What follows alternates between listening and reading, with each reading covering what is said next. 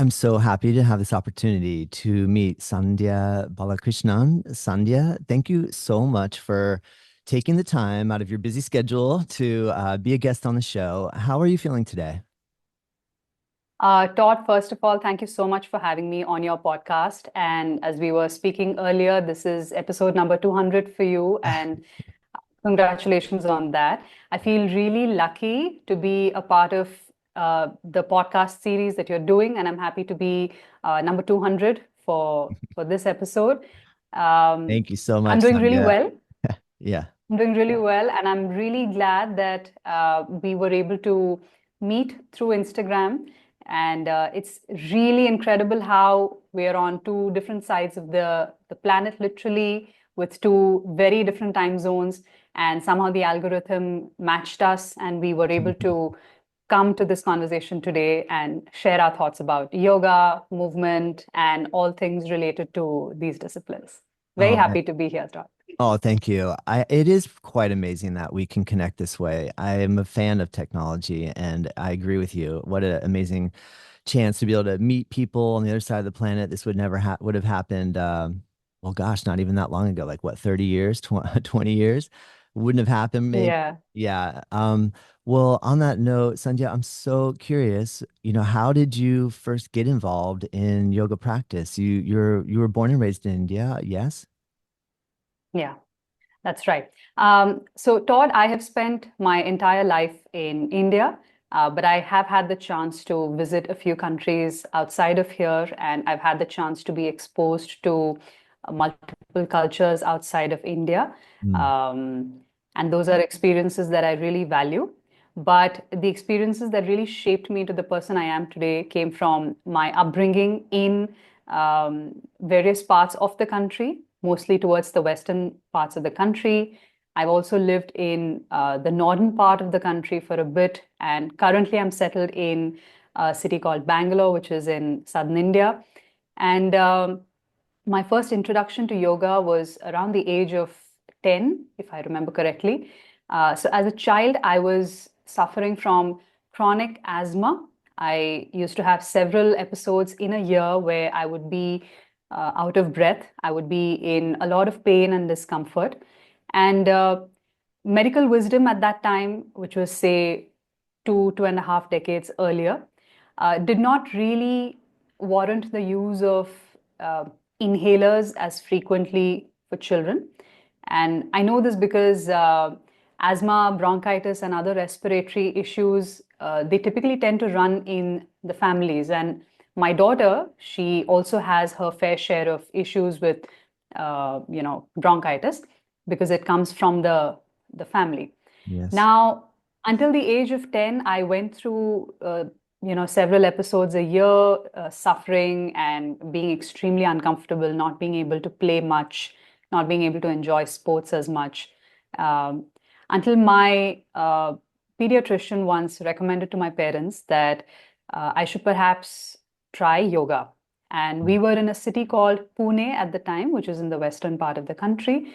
And this is also the city where Shri BKS Iyengar has a huge institution. Of course, I didn't have the chance to study in that institution at that early an age, but there was a smaller studio that was run by a really wonderful lady who had learned under Shri Iyengar himself. Mm. And she was the one who first introduced me to some of the basics in terms of asana practice and a very brief introduction to pranayam as well. And there were two things that really struck me from my first exposure to yoga at the age of 10.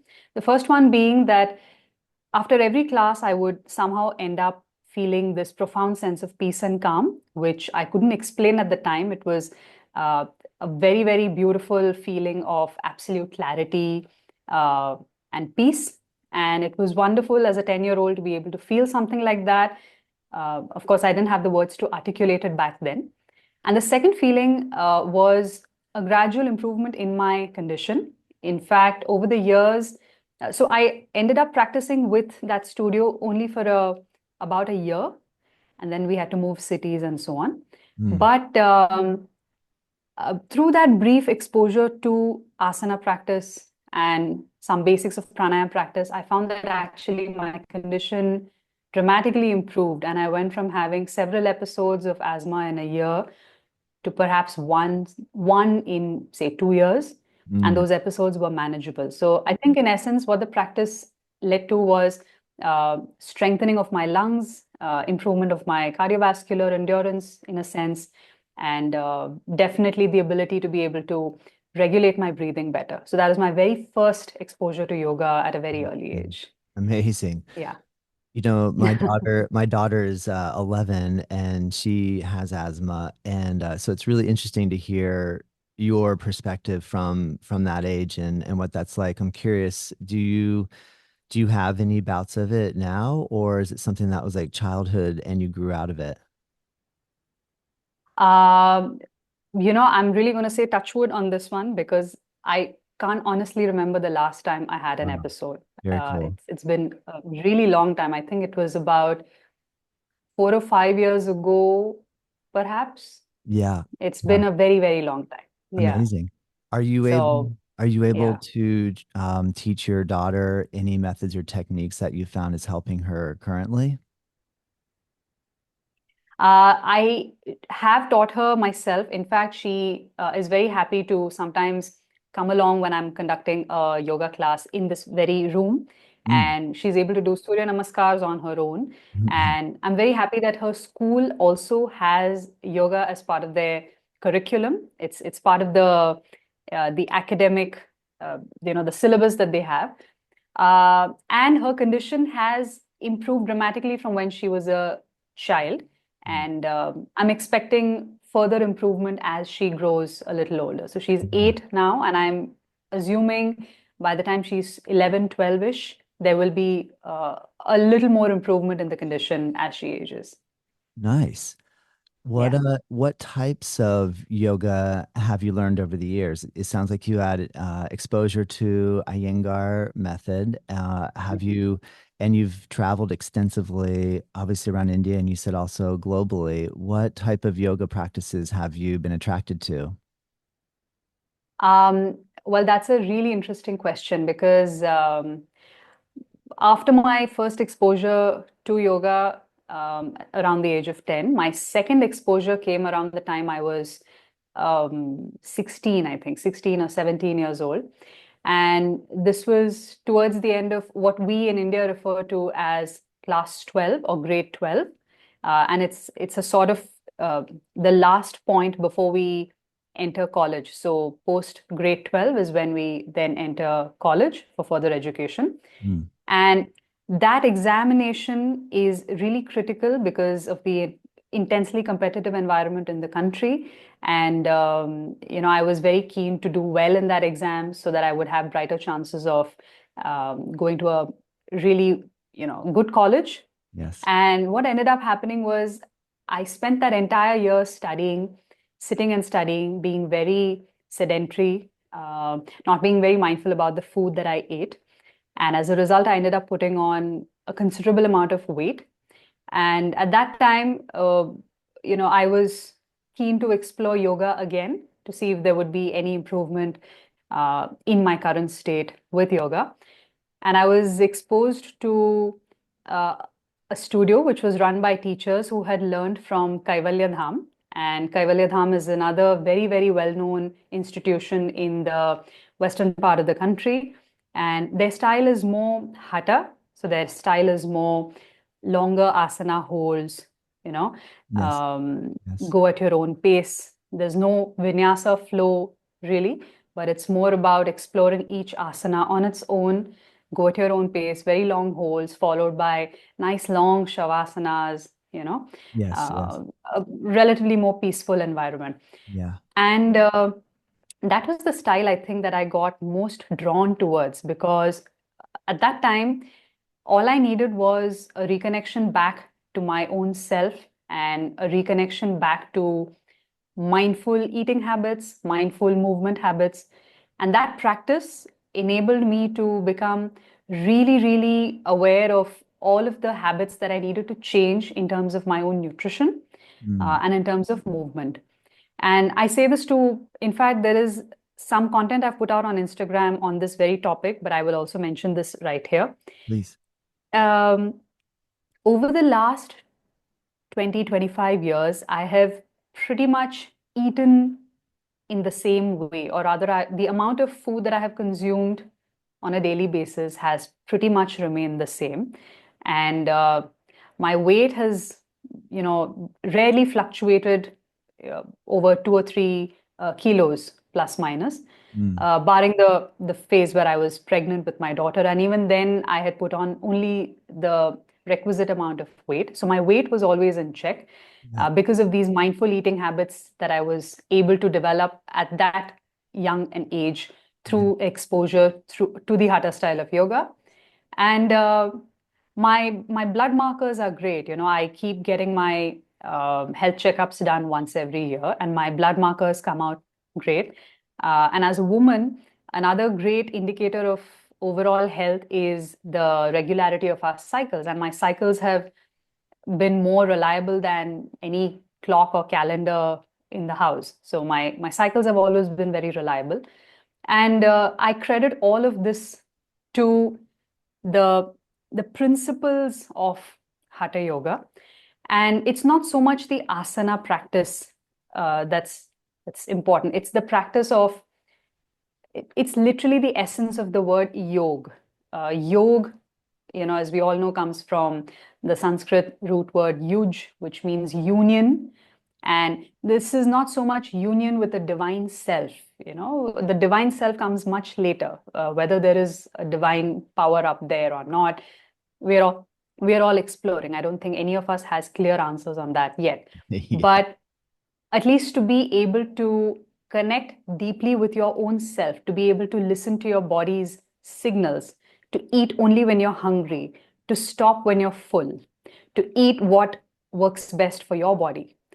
I think that is one of the biggest um, learnings that I've had from my Mm. exposure to Hatha Yoga back then. And Hatha is something that I always treat as the foundation of everything that I do, not just from a student perspective, but also from a teacher's perspective. So it's literally at the foundation of whatever I do. Mm. And in today's world, I think a lot of people do face similar issues where they are not able to understand how to listen to their own bodies, how to honor their own needs, both from a physical and a mental perspective. And my endeavor as a teacher is to try and help them reach a point where they're able to take a step back and listen to what their body is telling them or what their mind is telling them, slow down a little bit, uh, and then make whatever changes they need to so as to achieve a balanced state in life. So Mm. I hope that answers your question. A That slightly does. longish answer, but I hope that answers Please, it. please. I like the long answers. Thank you, Sandhya. That's really Yeah. amazing. I think you're right that the relationship to food and our ability to actually listen to the body seems like a really important part. Do you feel like there's a slight overemphasis on the asana component, or do you think that the overemphasis on the asana eventually will lead one to having this sort of self-regulation and or insight to learn that? Do you feel like eventually that would come? This is by far one of the most interesting things that I like to talk about in yoga. Yeah. Um, you open your phone and you look at any social media app today, um, you'll most likely be bombarded with images of people performing very complex postures with their bodies and claiming it to be yoga, and Mhm. somehow implying that that is the essence of yoga or that is what yoga is. Um, and then you'll find a lot of people arguing and debating about which style of asana practice is better. There will be some folks who lean more towards one style of practice, and then they tend to develop a sense of superiority or supremacy about that practice. They tend to develop a sense of attachment towards that practice, which then leads them to discredit what others are doing, which sometimes leads them to behave in ways that makes other folks feel like they're not included, or that they're not enough. Well And said. all of this. So, for example, folks who have a certain type of anatomy, or a certain type of history in say dance or gymnastics or athletics, are naturally able to perform some of the yoga asanas much better than others. But then that really leaves out the majority of the people out there who may not have had the exposure to, say, dance or gymnastics or athletics, or who may not be naturally blessed with hypermobile joints or naturally flexible spines. And when people like that, you look at images of folks doing asana and then calling it yoga, it's a very limiting view of yoga, in my opinion. There's so much more to yoga than the asana practice.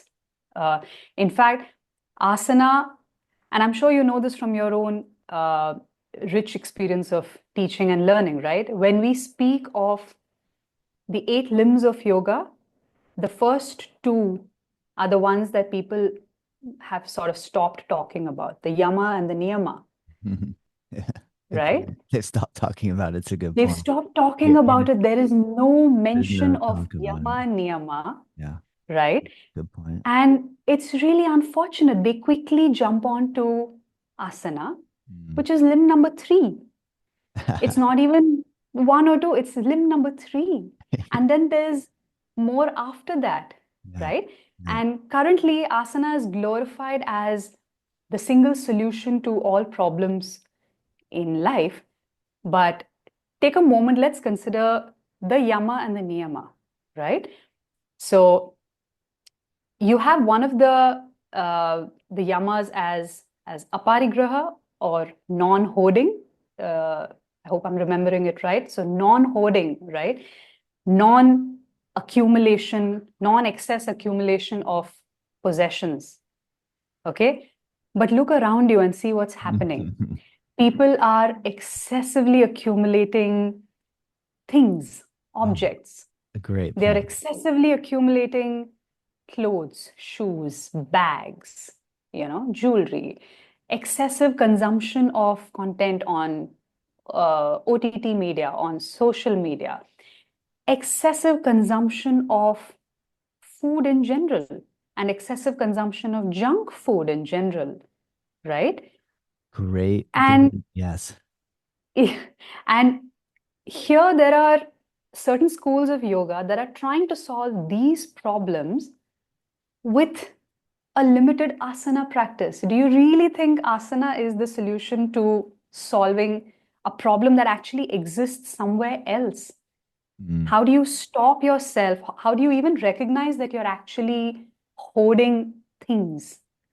Okay, that's one example. Another example is That's a good one. one I of the, love that. I love that. I got to stop you for 1 second because every time I've heard of a yeah, parigraha in relation to like non-hoarding, non-greed, or yeah, accumulation, I like that you've made the connection point to accumulation of even consumption of social media, and then yeah, even making the connection with food too, because often like we think like, oh, if I'm not going to be greedy and I'm like, okay, I'm not going to try to get the new car or the bigger house or the whatever else. But making that extra jump over toward accumulation in relation to every little bit of energy that comes in, whether it's food or visual or audio, yeah, our senses are. So that's really cool, Sandhya. But I don't want to interrupt you, but yeah. please keep going. That's great. No, I'm glad you like this way of thinking, because this is exactly how I think about yoga, right? And I'll just take one other example from the Yama Niyama. There's something known as shauch, or cleanliness. Okay. Yeah. Now, the traditional interpretation of cleanliness is cleanliness of the surroundings. Um, but you could extend it to mean cleanliness of your own body, what you put inside. Okay. So if you put junk inside, if you're going to put unclean stuff into your body time and time again, it kind of violates the principle of shauch or cleanliness, correct? Yes. And these are things which cannot be solved with asana alone. Now, but having said that, asana is a great introduction to the practice. It's a great introduction to yoga or a yogic way of living. But what we need are teachers who are able to extend yoga beyond asanas. What we need are teachers who are able to actually bring these perspectives to their students. Yes. Because otherwise there's a lot of disconnect, and even when we speak of asanas, there's a certain belief that certain asanas are advanced or certain asanas are beginner asanas. Let me give you a few, you know, uh, Please. examples here. So today in one of my classes in the morning, um, I was helping my students do the Shirashasana or the headstand, right? It's a fairly complicated, very layered posture to achieve with its own inherent set of risks. And it's also very difficult to help people do it in an online environment in a very inclusive way.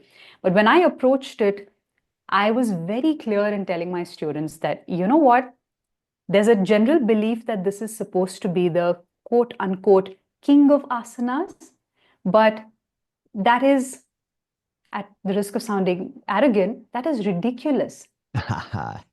That is ridiculous. Why would you call a certain posture as the king of asanas and give it that, put it up on a pedestal like that? Yeah. It makes no sense.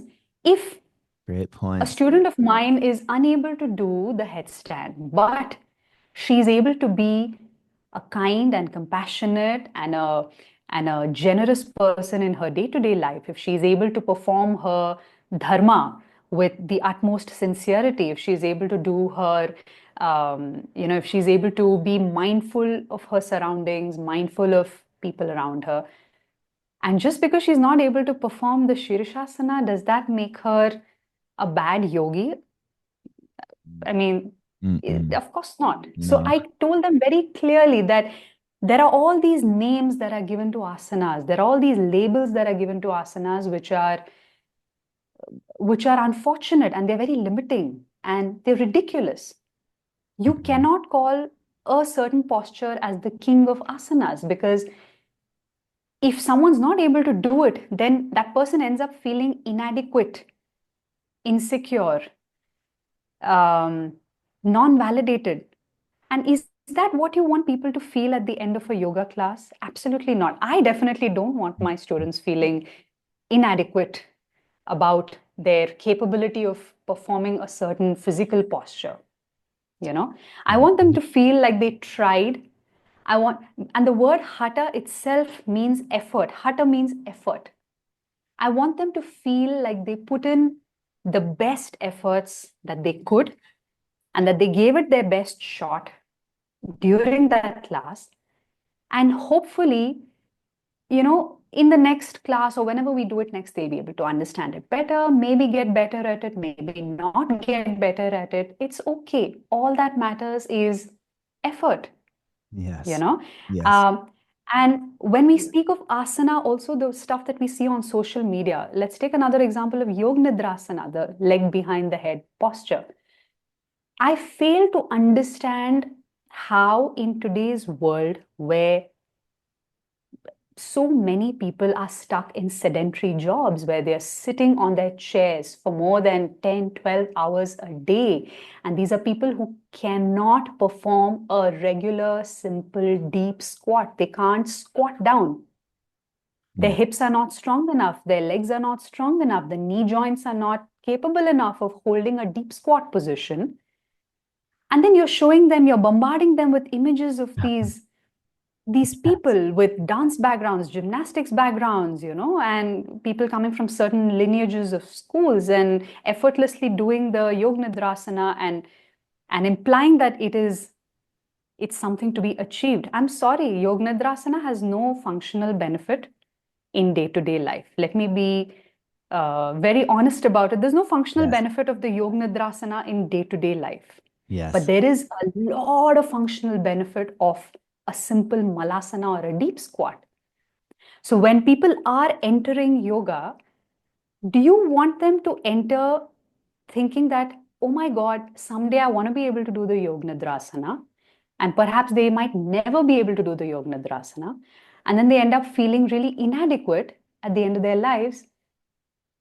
I'm sorry, that is not the way I look at asana practice. So, therefore, I mean, the long answer to your question is asana practice is very limiting. We need to be speaking more about the yamas, the niyamas, and the other limbs that follow asana. So, your pratyahara, withdrawal of the senses, dharana, dhyana. I think we are talking very less of this and a lot about asana without looking at ethics and social conduct, Mm, uh, mm, ahimsa, asteya, even the whole principle of ahimsa or non-violence is not just about not killing, you know, things or living beings. It doesn't relate to killing really. It relates to violence of any form. mm, And when you are forcing your body to do a Shirashasana or a Yoga Nidrasana, at a time when you are not physically or emotionally capable of doing it, mm, you're subjecting yourself to violence. And there's no need to do it. The founding principles never really spoke about this kind of violence. It's always thiram sukham asanam, right? In order to enter a meditative state, any posture is fine wherever you're sitting in a stable and a happy state. Patanjali said this, right? Sthiram mm, sukham mm, asanam. Asanam is any posture where I could be sitting right here on this chair and I'm comfortable and I'm able to close my eyes. I'm able to concentrate on a certain point and I'm able to achieve a brief but blissful state. And I may not be in Padmasana, but that's okay, you yeah. know? Yes. So Yes. that's my view on asana. I'm so thankful that you're bringing this to the forefront because I think it's really important today to hear this message, Sandhya, because there's so much going on. And just in relation to the yoga world, it is like we're seeing this really come to light now, especially as I'm getting older. And the more I'm speaking with practitioners that have been with yoga for 20, 30, 40 years, and starting to understand that it's not just about the body and all these positions, and even looking at like, well, I've been doing yoga nidra for 20 years and now I can't walk or my back is messed up, right? And you kind of look back and go, wow, here all this time I just thought that if I was doing yoga, everything would just work out just perfectly.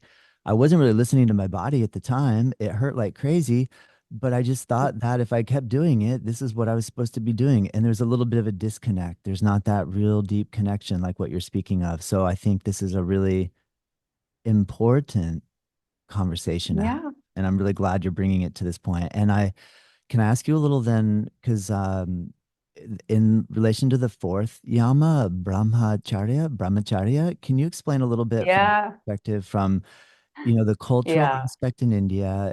And because a lot of times I feel like Westerners have a hard time grappling with this one. And I know, yeah. from what I understand, if we break the words down, like Brahma referencing the god or deity of this is creation, correct? Creation. And Yeah, then yeah, acharya is like a chariot or a vehicle. So maybe the yeah. vehicle of Brahma. And then from what I understand in relation to like a lot of times in the West, we'll hear celibacy, and then Mm. and I understand like in Indian culture, or please correct me because I want to understand Yeah, Indian yeah. culture, Sure. is that like obviously from ages 0 to 13 or from the time that we are married or perhaps becoming a householder or a parent, we should be celibate. And I think that's absolutely true. And I think this is a perfect thing in Yeah, relation to people where they, are wondering like, how should we have conduct with children and adults? Well, yeah, it's very clear. You as a child, that's yeah, special and you don't yeah, violate that, right? So I guess yeah. I'd just love to hear your take on how that has evolved for you in your life and your understanding of it, especially being a mom too. Okay, great. That's a really interesting question, and I'll try and give my perspective on it. Please. Um, so, Brahmacharya means abstinence or celibacy, okay?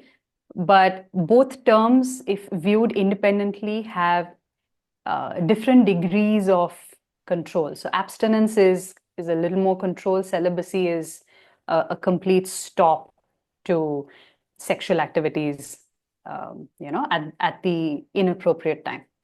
Now, in the Indian tradition, there are certain aspects of spirituality that are talked about in connection to preservation of sexual energy. All right. So it is believed in certain sections of the Indian culture that if you abstain from sexual activity for long enough, you will end up preserving your sexual energy, which will then perhaps help you to attain greater heights of spirituality much faster. So there is this certain belief that exists in certain sections of the society. But having said that, uh, not all of us need to do it. Not all of us have the um, in fact, I would say not all of us are destined for that spiritual path. Not all of us are destined to reach spirituality or, you know, the higher forms of peace, etc., from that path. So, not all of us are meant to do it that way. For most of us, we are meant to go through life. Meant to go through the motions of life, and we are meant to perform our duties in the marital environment. We are meant to perform our duties in the parental environment. And that's where Brahmacharya takes a very unique role. So essentially, it means that, you know, you understand sexuality well in your teenage years, and you understand how to regulate your urges and how to be mindful about engaging in sexual activity in your youth before you get married. You be very mindful and respectful about it. But when you do enter the institution of marriage, you must be very aware of your role as a spouse and of your role as a parent eventually, if you choose to become a parent. And there, your abstinence will only be in relation to being faithful to your partner, to not exploring your sexuality outside of the realm of the marital institution that you have entered. And I think there's merit in understanding celibacy, understanding abstinence like this, because, Mhm. uh, for a household to function peacefully and for a household to thrive, there has to be a great degree of mutual respect between both partners, correct? Correct. And a lot of that respect also has to do in terms of uh, the kind of sexual activities or the sexual urges that the partners may experience from time to time. And often there might be an imbalance in the frequency or the intensity of urges of the partners. But as long as the partners have respect for each other and they are able to stay committed only to each other and to not explore these urges outside of the institution of marriage, it leads to a stable family, a peaceful environment, and a great place for children to grow up and thrive with the right values in place. So that's the way I look at Brahmacharya. Yeah. Um, Well said, absolute Sandhya. cel Yeah, and absolute celibacy, I think, the people who choose to become monks or priests are expected to take on vows of celibacy because they've chosen a certain very rigorous path of spiritual enlightenment. And I think those people have a far more strict set of regulations to follow. But for the rest of us, I think we are all still yogis if we are able to be, um, if we're able to abstain within the realms and the limitations of the institution of marriage that we enter. should we Yeah. choose to enter the traditional Yeah. marriage. So that's Brahmacharya for me. Yeah, that's a really good answer. Thank you for, because I feel like it's a subject that sometimes people get a little squeamish about, but I feel like if we just Hmm. talk about it, in an adult like fashion, it makes a lot of sense. Yeah, And family value is yeah, so important. Good, strong yeah, family values and holding the family together like this. Oh my gosh, I agree with you 100%. yeah. You are, from what I understand from following you, you had a career in, like a very demanding career path, and then you became or chose to become a yoga teacher. Can you speak a little bit about your journey from the corporate environment to the current role that you play as a professional yoga teacher? Sure. I think that's an interesting question because I do get a lot of people around me asking me about how and why I made the switch. And I'll try and answer both aspects of it. So, while I was growing up, I was led to believe that the only way to be financially independent was to study really well and get a great job in a reputed corporate organization. And this is the belief system that a lot of my friends and peers and contemporaries also grew up with because we all belonged to a generation where uh, we were being brought up in an environment where there was extreme competition, resources were scarce, and we were told that the only way to be financially secure and to build a good financial foundation for your future generation was to do this. And so a lot of us ended up doing this. A lot of us ended up studying really well, working really hard. And honestly, I'm very grateful that I grew up like this because a strong academic foundation is timeless. There's nothing that beats a strong academic foundation. The ability to think critically, the ability to explore different subjects in school and college. So I think my parents did a fantastic job in raising me in a way to be academically sound, academically curious. And I took on a corporate job at a very early age, right out of college. And I worked for a total of 15 years across various organizations, and these were all really, really great names in the world of consumer products, retail, media, and e-commerce. And these are really great organizations that are doing some really good work in their respective fields. And I'm really, really grateful because for those 15 years, I developed skill sets which I otherwise never would have, and specifically skill sets pertaining to the sales and marketing arenas, because I now realize as a yoga professional, as a teacher and as an entrepreneur trying to build um, a name in this field, that one does need to have a little bit of background in sales and marketing to be able to navigate this Yeah. new age world of yoga, right? So I'm Yes. very grateful that for those 15 years, Mm. I ended up developing the skill sets in sales and the skill sets in marketing. And I made the switch. How? Because, or rather, I made the switch. Why? Because I was feeling like my jobs lacked a sense of deeper meaning and purpose.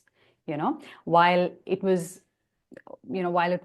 great that they exposed me to all of these new skill sets, they granted me the privilege of developing some really good professional networks, and I'm really, really grateful to be able to have some very, very senior people in my professional network even today who I can just pick up the phone on and ask for help if I need to.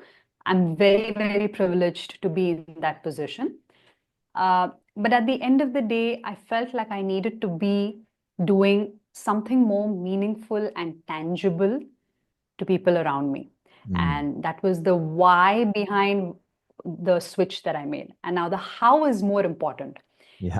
A lot of people, in my circles and in general conversation, seem to be very unhappy with their jobs. There's a general sense of discontentment with corporate jobs. Okay, I'm not sure if this is your experience, but at least from Yes. my own experience, you've come across people who are generally discontented with, yeah, Oh, we hear, yeah, there's, all yes, of, yes, corporate America, corporate work, corporate world is, constantly we're hearing that. That's a huge subject. Absolutely. I that's a think, huge subject. yeah, I feel like Yeah. there's probably a few people. I mean, I meet a few people that are in corporate life that really love it. Like they're at the top of their game Yeah. and they're engaged and they absolutely love it. But I would say a much larger proportion of people I hear and I speak with are more just like, I'm just going through the motions. I'm just showing up every day. And a lot of Yeah. like there's a lot of job insecurity in the corporate world from Yeah. what I'm gathering from everybody. Like it seemed initially like this Yeah. was the one path, the golden path. I'm just going to become a corporate pro. And now Yeah. there's a lot of shakedown going on from what I understand speaking with folks. So Yeah. yeah, this is not just I think this is a global element. The global thing. Yeah. So, so when you have a large chunk of people who are generally unhappy with the work that they're doing, the first instinct is for them to quit and do something else. So they'll either jump ship from one organization to another, or they will quit and try to figure out something in the non-corporate environment. And in both instances, the chances of success are limited. So if you don't have a plan in place, if you don't know why you're quitting your corporate job, and if you don't have a 6 month horizon or a 1 year horizon in place, it gets really hard. And then you're forced to jump back to a job that you really don't like to do. Now, in my case, uh, I knew I had to move on, but I didn't have a plan in place for a very long time. So for several years, I went to work. I did my job the best I could, and I made sure I, you know, gave my 100% to whatever was asked of me. And until I found my reason for quitting, I didn't quit. You know, I hung on and I tried to make the best of the situation that I had on hand because uh, it's work at the end of the day. It's karma, right? And if you've been asked to do a certain job, you might as well just go and do it the best you can, right? And then once you've logged off from work, then you can spend your time at home thinking about what it is that you would like to do if it was not this job. And so I spent several years doing that. And finally, in 2020, just before the pandemic hit us, I did my teacher's training course. And I did that with no clear agenda in mind. I just did it because I thought it would be a great certification to have. Um, and to be very honest, I was approaching it as a CV point item, something I can speak about in interviews, future job Mm, interviews. But when I actually did the TTC is when I realized that this was something that was far bigger than what it seemed at that point. It seemed so strong to me. I felt like I had to do something in that space. Um, but even after that, I didn't quit my job. I continued working for another 18 months, 18 to 20 months after my TTC. And during that time, I was trying very hard to assess my financial situation, to assess whether we would be good to go, with a, a certain disparity of incomes in the family, and whether we would be good with the sudden career switch and the new demands of my work. So my husband and I had several conversations about it. I had several conversations with my friends about it. I ran multiple spreadsheets on my own. mhm. I Yeah. made sure that I was financially sound. I made sure that I wouldn't be left with nothing to hold on to. Yes. And it's only then that I communicated to the organization that, I'd really like to move on because I feel like this is something I need to do. But if I had to go back in time and revisit that decision, would I make a different decision? Absolutely Ooh, not. I'm yay. very glad I did what I did. I'm Yes. very glad I did what Oh, I I'm did. so happy. Yeah. Yeah. That's amazing, Sandhya. Very cool. Very cool. And that was going to be my next question. So thank you for just like jumping right to it. Because after you have a little bit of time after your crossover, so this was 15 years ago that you embarked on this journey. No, so I quit my job 3 years ago. So I quit my job Oh, I'm in so sorry. July of 2021. You said 2020, and so that's Yeah, why I went back. I thought I heard you say 15. yeah. Understood. So And I worked for 15 years. So I've been working there it was. since Yeah, got it. 2006 to until 2021. Yeah. So, are you teaching primarily on Zoom or a combo? I saw some of your Instagram is showing that you're conducting Zoom classes, and then I noticed that Yeah. you were teaching in a studio. What a really cool photo. I saw Yeah. students, yeah, looked like they were going for like Uplitihi. They had Padmasana and maybe pushing down Yeah. to lift Yeah. up, and Correct. you're like Correct. you kind of had that joy of a yoga teacher, like a happy Yeah. moment of like how cool to be Yeah. with these folks and seeing them work so hard and wow, what Yeah. a Yeah. very rewarding experience. So then what I can also gather though too is that I'm seeing, and I like the fact that you're coaching people in the reality of this and not just kind of doing a Dvipada Shirshas, a leg behind the head corporate shift Yeah. persona of like, hey, look at me, you guys. I Yeah. was a corporate person. I just switched over to yoga and it's so much better and easier and everything's great. You're being very honest and real and actually saying to people, whoa, whoa, whoa, if this is something you're serious about, you have to really take yoga seriously. And there's got to be Yeah. like a dedicated commitment before just jumping ship from corporate over to the dream. Like we have a dream and then we realize, whoa, the dream is Yeah. a little more involving than I had planned for. So I love hearing about your ability to kind of really strategize. I also agree and appreciate like you're utilizing the skills you were able to learn through your corporate life, and now that is playing a big part in your success as a Yeah. independent yoga teacher profession. So Yeah. that's super inspirational. Can you give another little? I know we're getting close Thank to you. our I know we Yeah. scheduled an hour and I'm already like, oh my gosh, I have so many questions for you. How am I going to squeeze them all? But I know we don't have to hurry and we can potentially I'm sorry if my answers were really no, long, but I really no, enjoyed are you the kidding? These are questions and amazing. I, Oh, thank you so much, Sandhya. So, I mean, then I guess if you had to pick one um, nugget or tidbit or takeaway for advice for those of us that are either thinking about doing what you did, making the mm-hmm, or those of us that are mm-hmm, new in the game and going, how in the world mm-hmm, am I going to pull this off? Any mm-hmm. tidbit of advice? Uh, well, I'm Yeah. fairly new to the field myself, and I don't want to sound, um, like I know too much, but Understood. I'll I share appreciate whatever that. little I learned over the last three Yeah. years or so. Yeah. Um, for those of us who are thinking of making the switch from corporate to yoga in particular, I think you have to be very, very strongly called to it. And that experience is unmatched. So unless you feel a very strong calling to it, something that it doesn't seem forced, it's a natural calling. Until that comes, I would say not the best idea to come to yoga, simply because the demands of this profession are huge. So it's a very energy intensive profession. On a day-to-day basis, when we are teaching our students, there's a massive energy exchange that happens, right? And the more invested you are in your students' growth and in their health and fitness, the more energy you're putting into the job. And you'll realize that you may sometimes not have adequate time for your own health goals, your fitness, and there's a lot of other things you will have to adjust in your day-to-day life.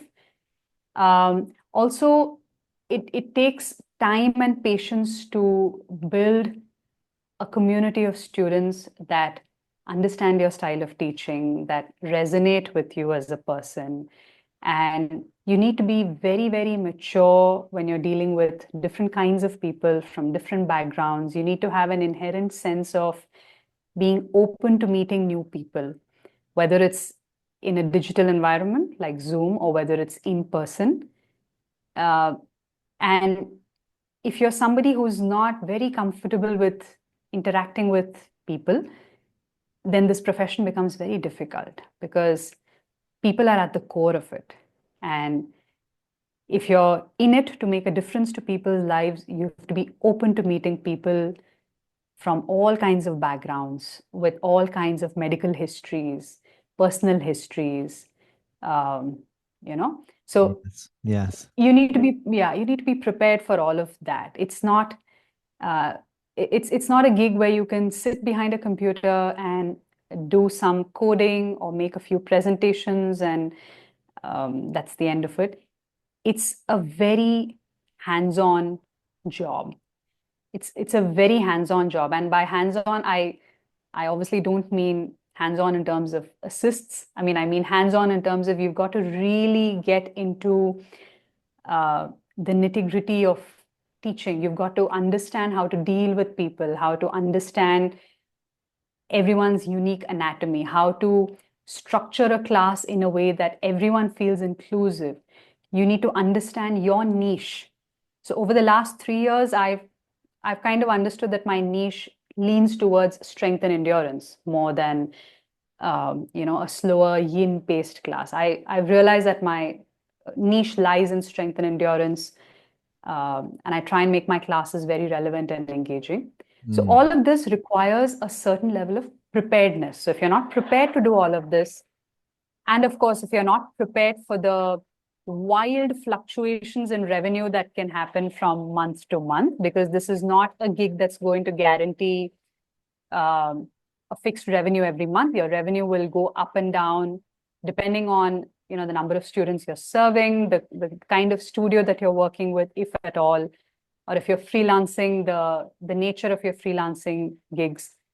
So if you're prepared for all of that, then make the switch. Otherwise, Yeah. hang on to your job, do your job the best you can, and Yes. then wait Ye- when the day comes. And for those Yeah. of us starting out new, I think similar advice would hold true. But the one thing I would really want to tell the new folks to yoga is just teach as much as you can. Yeah. Just Yeah. teach, Yeah. there is so much you can learn from teaching that books will not tell you. Yes. Okay, Yes. you can read all the books you want, you can watch all the YouTube videos you want, but nothing replicates the experience of teaching. Yeah. Believe me, I've learned so much about, say for instance, doing a simple a cat cow posture in the class, a cat cow Yes. demonstration. Yeah. I've had several instances where people have have been unable to do it because of certain anatomical limitations, people of different age groups, people of different medical conditions, and I've had to modify on the spot for people. Okay, and that learning you will not get from books, and you may perhaps not even get from your own teachers. Great It's just point. something you have to go out there and do. If you want to teach, if you want to become a teacher, you have to teach as much as you can. That's the only thing I would tell people who are starting out in this field new. They just go ahead and teach, no matter what the teaching gig is, even if there is only one person in the class, make those 60 minutes or 90 minutes count for that one person. Yes. Yes. Okay, no, never ever think about the number of people in a class. I know it feels a little upsetting when the room is large, but you have only one student to teach. I know it can be upsetting at times, especially for the newcomers. But think about it this way: that one person has walked into that space or has come into your Zoom class, keeping aside all of his or her other commitments. That person's chosen to dedicate those 60 minutes to you. So it's your responsibility to make sure that that person has the best 60 minutes and that that person walks out feeling amazing after 60 minutes. I mean, even if you put that person through a vigorous, like a vinyasa sequence Yeah. or Yeah. a power sequence, Yeah. doesn't matter. At the end of the 60 minutes, the person should feel like, you know what, the 60 or 90 minutes was worth it. So that's your responsibility as a teacher, is what I would say. I think you hit the nail on the head there, Sandhya. I really do. Yeah. Yeah, it's so important. I know it's so classic, like you said, with the large group versus the one. And even the element of, say, the cat cow, I think personally why I love teaching so much is like you just think like this is gonna be really easy. I'm just gonna show somebody how to do a cat cow, and you look over and they're not able to do it. And then there's maybe that first little bit of like, well, wait, how come they can't do it? But then you actually, well, how can I figure out a way to get them to connect to actually be able to do what I'm saying? And then can I see the nuances of the maybe if I Yeah. can't really move their spine, but I can just try to get them to lift their head a little bit and then redirect what words I'm using to try to convey that Yeah. is so Yeah. much fun. It is so much fun. I mean, it I really know. is. It is so enjoyable. And I mean, those little I know. sparks that happen in that Yeah. moment, Yeah. I mean, that's why like I'll sometimes look at my schedule, it'll be busy and I'll go, oh boy, this is gonna be a big day. But soon as I start in the morning, and then it goes by so fast because like you're interacting with people, Yeah. it is so much fun. Yeah. And Yep. I really like that you're bringing, I love everything. I really thank you so much, Sandhya. I love your My pleasure. perspective. You're doing an incredible job and Thank you so much. really well thought out. I have to really also, I want to compliment your English is amazing. I love listening. You have a Thank very, you. you sound great. How many languages do you speak? Because that's one thing I love about India is I'm so fascinated when I've been in India, the amount of languages, the people I meet and Yeah. the languages that people engage with is to me baffling. And I just Yeah. love that aspect of your country and culture. How I many can languages? speak, yeah, I can speak a total of four languages: Wow. Hindi, Yes. English, Yes. Tamil, and Marathi. Wow. So That's so I can impressive. All right. figure my way out in the southern part of the country, the western part, most of the north and the eastern parts. So Incredible. I'm good to go in most parts of the country because of the languages that I speak. Yeah. Yeah, Amazing. Well, I mean, another thing I know we're really close on our time here. We're coming really close to our hour. I guess instead of taking you down yeah, a whole nother track, let's move in the direction of concluding our conversation. yeah, Because I feel like yeah. if I ask you another question, it's gonna keep going for a 2 hour podcast, Yeah, I'm so which I want to sorry. do. My answers have All right. been long-winded. I'm No, so don't sorry. apologize, Sandhya. It's a perfect. It's so great. Um, I guess a topic of conversation that here I just said I wasn't going to do this, but I have to. A topic of conversation here is I guess I don't know that a lot of people here in the West really honor and acknowledge the birthplace of yoga. And so Hmm. I have a lot of respect for the lineage and like the amount of years that we like. Hmm. I sometimes always think to myself, like, how in the world am I involved in yoga? And then I have this appreciation for this tradition that's at least going back 5,000 years, very likely, but Hmm. possibly Hmm. much longer than that. Hmm. Here Hmm. somehow today, like how did that continue all the way along? And then people sometimes come here and say, "Oh, yoga is going out of fashion. Now it's Pilates. Now it's hit classes or this or that." And I always think to myself, yoga is never going to go Yeah, away because if yoga is here now and it lasted this long, yeah, it's got yeah, such a solid bedrock that no matter what weather comes, no matter what difficult situations we face, pandemics, wars, yoga is going to continue to endure. I really believe this. Can you speak though, or and yeah. maybe in closing, just share your own personal like appreciation for this history? Well, you're right. Yoga is never going to quote unquote go out of fashion, but it depends on how you look at yoga. Okay. And like I mentioned in the earlier parts of the conversation, as long as the perspective about yoga is, um, kept to more than asanas. As long as we're able to approach yoga as a way of life, it's never going to go out of fashion. Because the way people perceive yoga today, they only perceive it in the light of asanas. And like I mentioned, asanas are very limiting. They're just a drop in the ocean, and it's a complex world, and there's always room to, and there's always a risk of making people feel excluded because they're not able to do asanas. And I suspect that the popularity of other forms of physical exercise is also because a lot of people started to feel excluded because they were not able to perform some of these complex postures, with very questionable functional benefits, if you ask me. And so I feel like a lot of them did want to move their bodies, did want to feel like there was scope to explore the limits of their physical capabilities, but they felt like yoga was perhaps very hard for them to reach. So they had to perhaps go or invent or devise other forms of movement, which borrowed from yoga a little bit, borrowed from the gym world a little bit, from other disciplines a little bit. And it's okay as long as people find joy in movement, as long as people find joy in doing what they're doing, the foundation then always goes back to yoga. And I'll close with a very interesting perspective on this, okay? It might seem controversial, but here's what it is.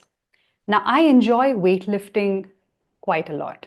Okay, I discovered weightlifting about 2 years ago, and I had a bunch of great coaches who taught me how to lift weights correctly and safely without putting myself at any risk of injury.